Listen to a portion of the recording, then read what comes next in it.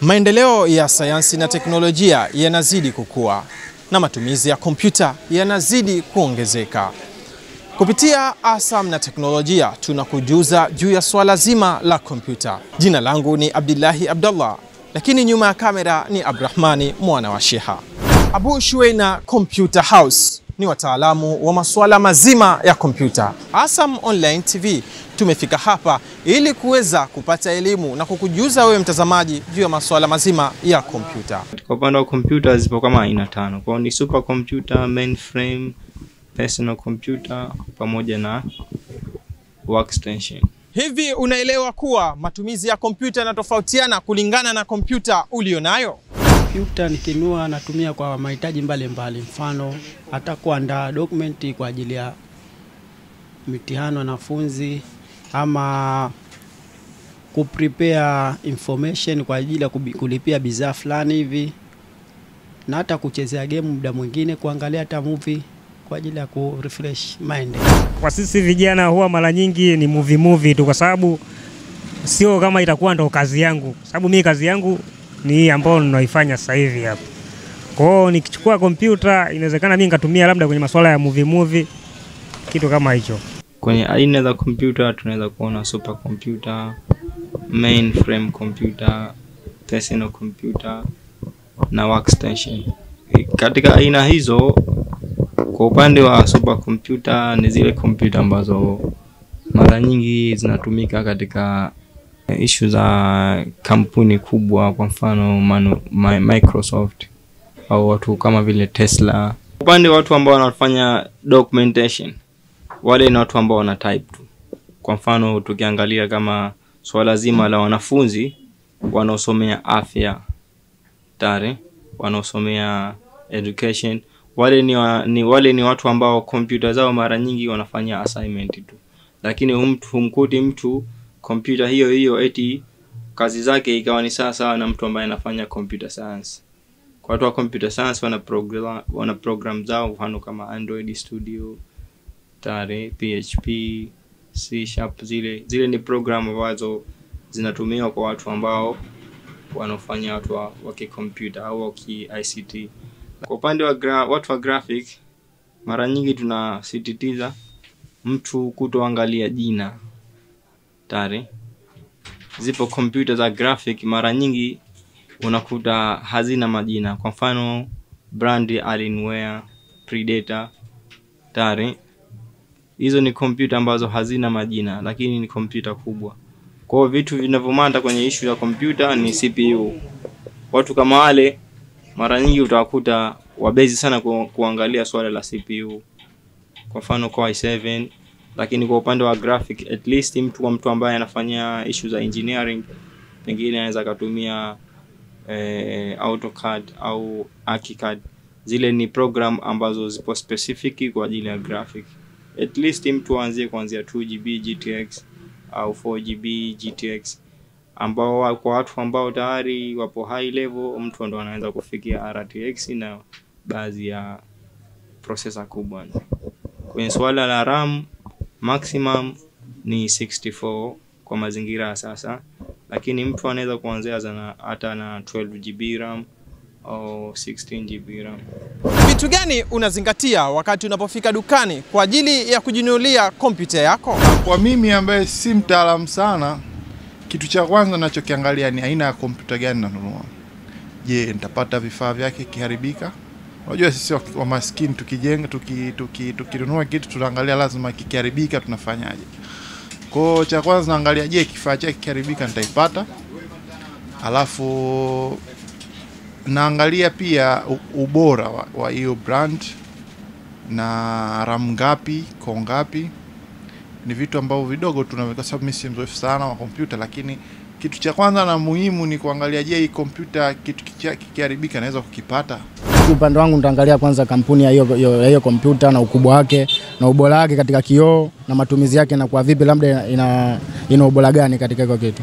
Kwa kompyuta quality, si unajua kompyuta zinakuwa zinategemeana, kuna nyingine quality wao unakuwa ni mbora zaidi ukikompea na nyingine. Hivyo ndo ninapopenda kuangalia katika nafsi yangu mie. Mara nyingi tumezoea kwamba mtu akitaka kununua kompyuta anakuwa anapenda kuangalia budget. Yani mtu akiona ana hela ndogo anahisi kwamba atapata kompyuta mbaya ambayo haitoendana na matumizi yake.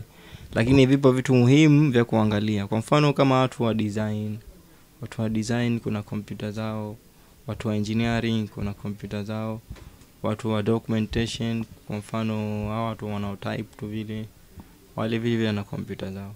Sasa katika mazingira yetu ya biashara unakuta mtu anakuja kununua kompyuta anakuambia anataka Core i7 tayari, lakini ukiangalia matumizi yake haina haja kupata Core i7, na mara nyingi unakuta anakuwa anaingia kwenye cost kubwa ambayo binafsi hakutakiwa kufika kule. Au kwenye swala la model, kuna watu wanasomeshwa vioni kwamba ukihitaji kompyuta nunua HP au Dell, lakini sio kweli. Katika aina za kompyuta, kwanza kompyuta zote ni nzuri. Kampuni zote sasa hivi zimechangamka katika uzalishaji wake wa vifaa. Hamna brand ambayo eti nitasema inataka ipitwe kiushindani. HP, Apple, Toshiba, Asus, Lenovo, tare, hizo zote ni kompyuta kubwa na ni kompyuta ambazo ni nzuri kwa kweli. Kwa vitu vya kuangalia kwenye kompyuta ni jinsi gani au kazi gani unaenda kufanyia kwenye matumizi yako. Kwa ikiwa ni mtu wa graphic, utafute kompyuta ambazo zinaendana na graphic. Ikiwa ni mtu wa documentation, utafute kompyuta ambazo zitakuwa si lazima upate kompyuta kama mtu ambaye anafanya graphic. Ikiwa ni mtu wa gaming, tare, utafute kompyuta ambayo inaendana na kigaming. Zipo kompyuta kwa mfano kama hizi za gaming. Hizi ni kompyuta ambazo zi specific kwamba ni kwa watu wa gaming. Kwa watu wa documentation zipo mashine kama hizi. Natumai kuna mengi mazuri ambayo umejifunza kupitia kipindi hiki cha Asam na Teknolojia. Nikuombe tu uendelee kubakia na Asam Online TV ili uweze kujifunza mengi kuhusiana na masuala mazima ya teknolojia. Jina langu ni Abdillahi Abdallah, lakini nilikuwa na Abdrahmani mwana wa Sheha. Hebu tulia. Ha? Nitakuja halafu mie huko. Ya fanya hatu haribu kazi za watu au wale ya. Ah. Hello. Kachara.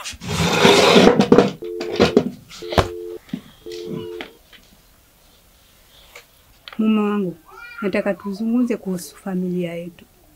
Kama unavyoona, tumetumia njia za uzazi wa mpango wa kikwetu, lakini hatujafanikiwa. Na bado watoto wanakuwa wengi. Mkweli mke wangu. Maana hata mimi mwenyewe majukumu yangu nashindwa kuyahimili. Humu ndani mna mambo yanitaka, huko nje kuna riziki nayo atakatafutwa. Tunahitaji kufikiria mustakabali wa afya bora kwa ajili yangu na hawa watoto. Na hilo halitowezekana ikiwa kila siku mume wangu twazaa. Mimi naona kuna haja ya kwenda kituo cha afya. Tuwapate ushauri wa daktari kuhusu uzazi wa mpango wa kisasa. Au waseme.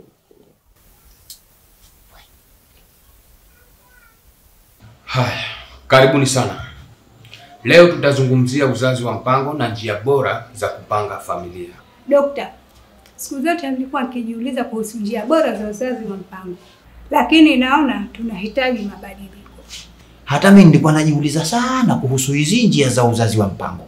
Kwetu si zina usalama, hazina madhara. Mtu asije kuja kesho kwa huko usoni. Njia za uzazi wa mpango ni salama na zimetumika kwa muda mrefu. Kuna vidonge, sindano na hata mbinu za kudumu. Leo tutazungumzia zaidi kuhusu kila njia ili mfanye maamuzi huru na sahihi. Kila mtu anao haki ya kufanya maamuzi bora kwa afya yao na familia zao. Pia uzazi wa mpango ni ngao ya kumsaidia mama kuwa na afya bora na watoto kwa ujumla. Kwa mfano huyu akipangilia uzazi, tayari kwanza atapata muda wa kupumzika, afya bora itapatikana na watoto watakuwa kwa ustadi. Daktari, sasa sisi tunafurahi. Na twafurahi kwa sababu kuanzia sasa tuna uwezo wa kuipanga familia yetu na kuhakikisha twapata nafasi ya kulea kila mtoto kwa upendo na elimu. Ujumbe huu umeletwa kwenu na Chama cha Waandishi wa Habari Wanawake Tanzania, Zanzibar, TAMWA.